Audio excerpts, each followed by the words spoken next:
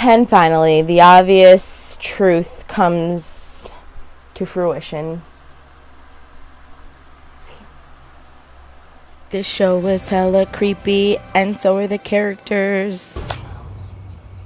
What's up, you guys, and welcome back to So by GG 101. Today is Wednesday, which means one thing. It's time for another recap, review, whatever, of Riverdale. So, you guys, today's episode is definitely what I like to call the fluff and filler episodes. Fluff and filler episodes are basically episodes that really don't directly link to the plot or the storyline. It's almost like the directors lost where they wanted to go for like 2 seconds. I mean, just go watch Pretty Little Liars. They had a whole entire season of fluff and filler. But that's what this episode was really about. We did find out one new clue, but mostly that was really it. The main focus of this story was getting to the root of all evil. And what is the root of all evil? Mary Cherry's bitchiness.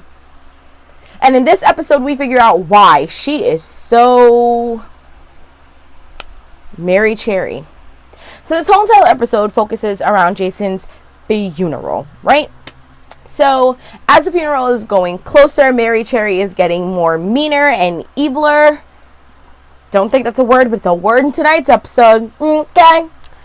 And Veronica is just the one to call her out on her ish. And Veronica is like, girl, I get it. You lost your brother. We have sympathy. However, it does not make it okay for you to talk to any one of us the way that you do. So I'm going to need for you to fix it. And Mary Cherry is all like, you're right. If you want me to fix it, then you can come to dinner at my house. And Veronica's all like, schmurp, okay. She was hella confused, but she went.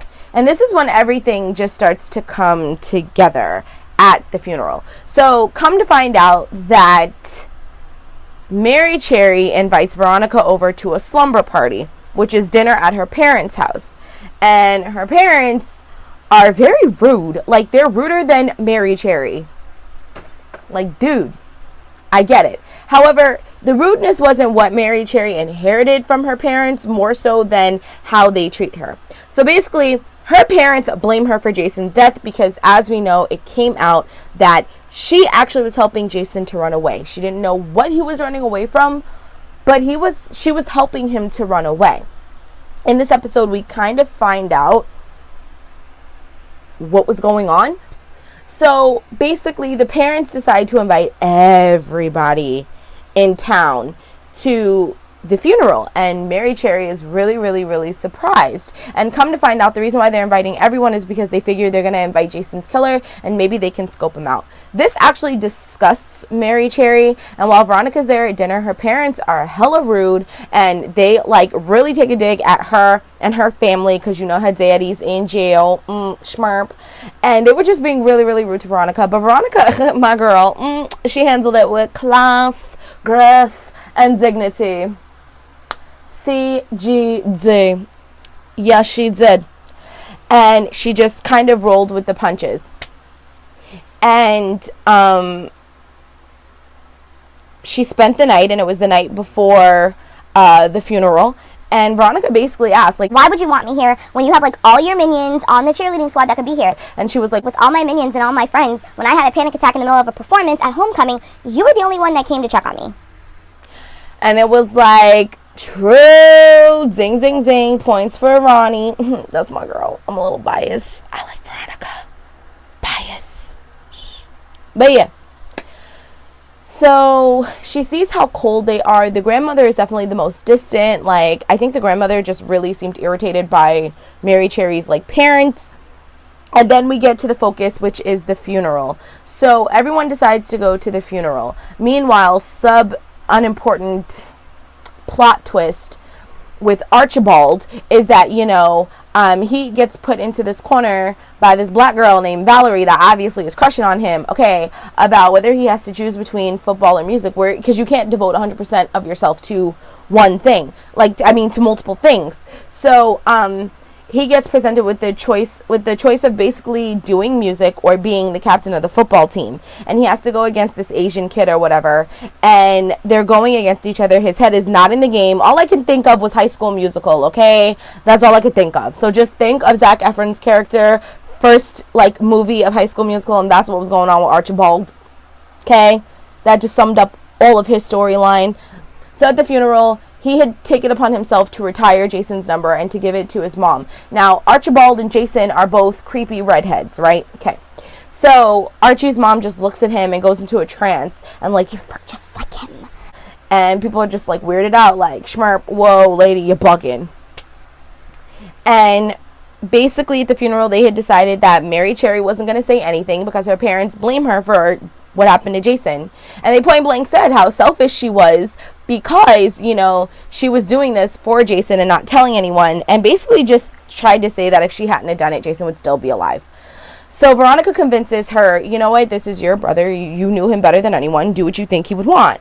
So Mary Cherry took it upon herself to do it in a very big way, and she completely takes over the whole entire, like, ceremony, because she goes up there and she tells the story about how, like, no one liked her, and because she was pretty much a little mini bitch from birth, and how Jason was the only one who always protected her and always made her feel accepted and wanted and loved, which was something that she didn't receive from other people. I think it was kind of like a jab at her parents, and her parents were uber pissed, and Veronica was like, let her go, because if you say something, you're just going to make it worse. So they let it go, and Jughead and Betty were there because the whole town showed up because they were all invited, and of course they felt super empathetic. And mind you, oh, P.S. I didn't say this, but the funeral took place in the Blossoms' home because they have, you know, their own cemetery in their backyard.